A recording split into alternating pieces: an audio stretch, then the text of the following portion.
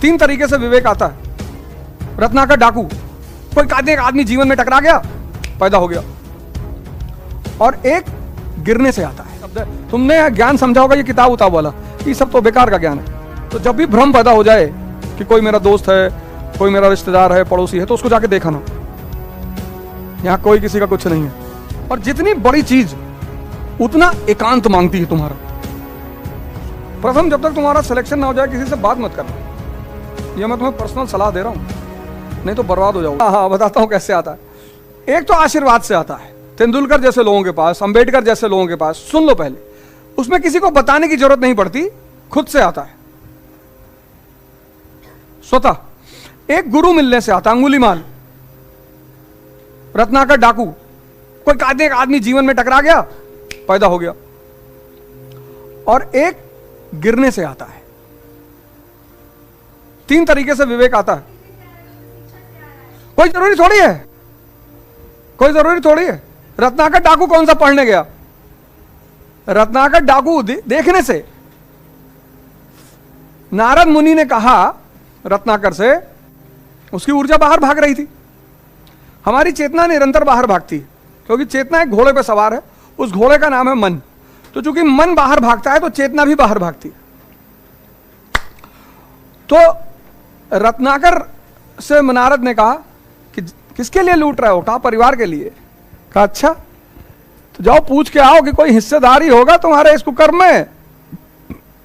सब मना कर दिए कि हम तो भैया नहीं होंगे।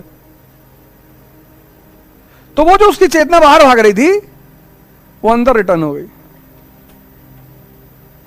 कि जब ये हमारे कुकर्म में भागीदार नहीं तो इनके बारे में सोचो क्यों? उल्टा नाम जपत जग जाना, वाल्मीकि व ब्रह्म समाना। तो विवेक पैदा होने के तीन कारण हैं। पहला कारण नैसर्गिक है, अंबेडकर की तरह। दूसरा गुरु, गुरु दिशा देगा। ज्ञान व्यान ये सब, तुम ज्ञान बहुत बड़ा शब्द है, तुमने ज्ञान समझा होगा ये किताब उताब वाला, ये सब तो बेकार का ज्ञान है। जब भी तुम्हें भ्रम हो जीवन में तो संगम चली आना। संगम में जो हनुमान जी लेटे हुए हैं किला के पास, वहां पे एक आदमी पड़ा हुआ है जिसकी बॉडी गल गई है। ये हाथ पूरा गल गया है, गल गया है। जैसे पॉलिथीन जलाओ तो गलता है ना, ऐसा उसका यह हाथ गल गया है पूरा। कोई लेप्रोसी की स्टेज है, वो बड़ी कैंसरस स्टेज है, उसका कोई इलाज नहीं है। तो तुम जाना वहां, पूछना तो बताएगा। वो जो पूरी सब्जी बनाता है मंदिर के ठीक सामने, वो बताएगा। तो उसको लोग पन्नी में खाना बांध के ऐसे फेंक के देते हैं, क्योंकि इन्फेक्शियस डिजीज है। तो जब भी भ्रम पैदा हो जाए कि कोई मेरा दोस्त है, कोई मेरा रिश्तेदार है, पड़ोसी है, तो उसको जाके देखा ना, यहां कोई किसी का कुछ नहीं है। लेकिन चार आदमी बना के रखो कि गिरो तो पहुंचा दें।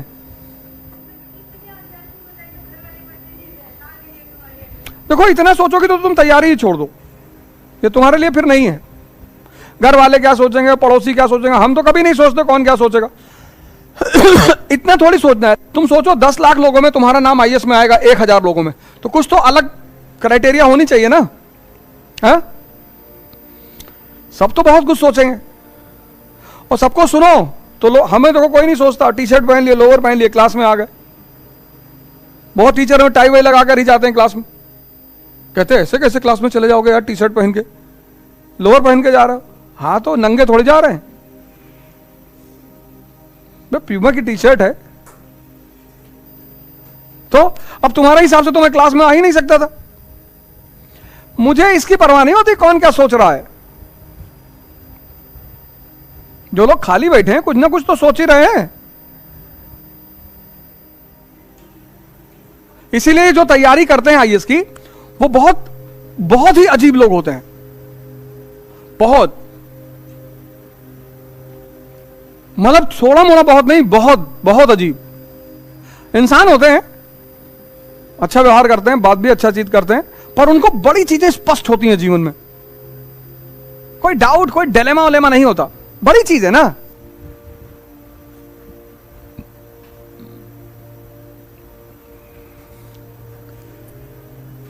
मैं तुमको मौका दूंगा पूछने का। बड़ी चीज है ना, और जितनी बड़ी चीज उतना एकांत मांगती है तुम्हारा। मतलब एक चीज तो ले ही लेती है, उसको तुम त्याग कहो, बलिदान कहो, सैक्रिफाइस कहो, चाहे जो कहो। कोई एक चीज तुमसे ले लेगी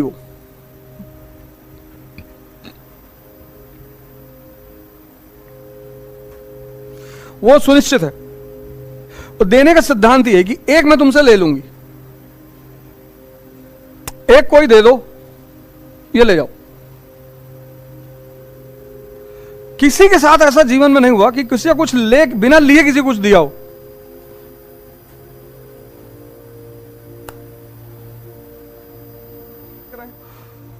और जो अच्छा लिख रहे हैं, जो पकड़ लिए, देखो तुम लोग एक काम करना, प्रथम जब तक तुम्हारा सिलेक्शन ना हो जाए किसी से बात मत करना। यह मैं तुम्हें पर्सनल सलाह दे रहा हूं, नहीं तो बर्बाद हो जाओगे। जैसे जंगल में सन्यासी रहता है ऐसे रहा करो तुम। चाहे तुमको डेली कोई 100 करोड़ रुपया लाके दे, 100 करोड़ देते तब तो बात कर लेना, आधा हमको दे देना, आधा खुद रख लेना। ये सोच डेवलप करना बड़ी बात होती है। ये जो तुम लिखे हो ना, ये बेसिकली सोच है। पढ़ा सबने है, पर तुम में और इनमें अलग क्या है। जैसे वो लड़की है, कहां बैठी, वो पीछे बैठी, तुमको सब कुछ पता था, तुमने लिखा क्यों नहीं? वही लिखना था जो तुमने नीचे डायग्राम बनाया था, वो सारा पॉइंट वही लिखना था। तो अब जिनका सिलेक्शन नहीं होता, उसमें फर्क, तुम में और उनमें फर्क क्या है? तुमने सोच डेवलप कर ली। पढ़ना नहीं है, यही तो मैं बार बार कहता हूं, उस सोच को विकसित करना है, वही मेहनत है। पढ़ने में क्या मेहनत है यार? पढ़ने में कोई मेहनत नहीं है। एक किताब लेकर तुम 10 घंटा मेज पे बैठ सकते हो 50 दिन, और हो सकता है उस किताब में से तुम्हें कुछ ना आए।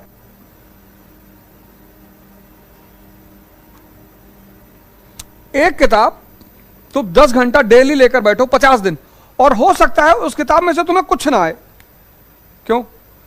क्योंकि वो तुम्हारी सोच में आ ही नहीं रहा है।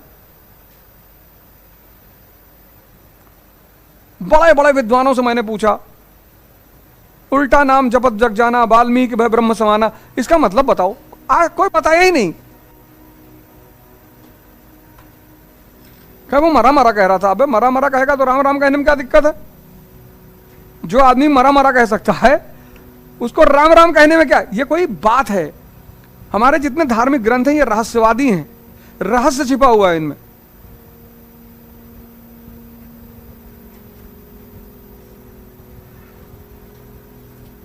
रामचरितमानस की कोई कीमत ही नहीं है, उसका एक एक लाइन जो है। और तुलसीदास जी ने लास्ट में लिख दिया कि पढ़ने लिखने से कुछ नहीं होता, सब अनुभव की बातें। तो जिनका सिलेक्शन होता है और जिनका नहीं होता उनमें बहुत थिन लाइन डिफरेंस होता है। डिफरेंस ये होता है कि जिनका नहीं होता है वो ज्यादा मेहनत करते हैं।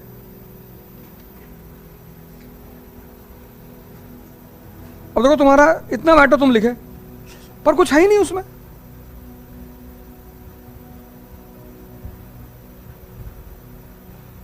कुछ नहीं है उसमें जो तुमने सीखा हो। मतलब तुमने पढ़ा होगा ना, कुछ मेरे ख्याल से अंदर गया ही नहीं।